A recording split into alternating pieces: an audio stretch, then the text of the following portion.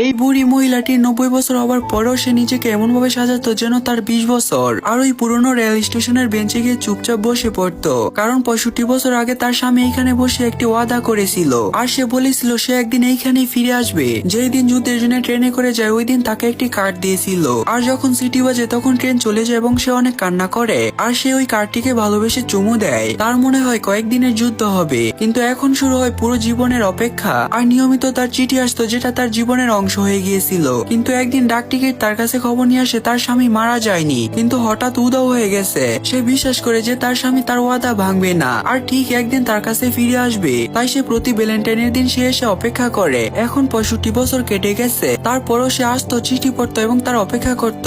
সে একটি সুন্দর মেয়ে থেকে সাদা চুলওয়ালা বুড়ি মহিলা হয়ে গেছে, কিন্তু তার হৃদয় থেকে এখনো তার প্রতি ভালোবাসা যায়নি। একদিন তার বোনের মেয়ে তার কাছে আসে আর বলে তোমার কাহিনী টিভিতে শোনানো হবে। আর প্রথমবার ক্যামেরার সামনে তার জীবনের পুরো ঘটনা খুলে বলে। কিছুদিন পরে একটি সৈনিকের ডায়েরি পায় যার ভিতরে অবাক করা কথা লেখা ছিল। সত্যিটা তার হৃদয় তীরের মতো আঘাত লাগে, কারণ তার স্বামী ঘরে আসার সুযোগ পেয়েছিল, কিন্তু এই সুযোগ সে অন্যজনকে দিয়ে দিয়েছিল।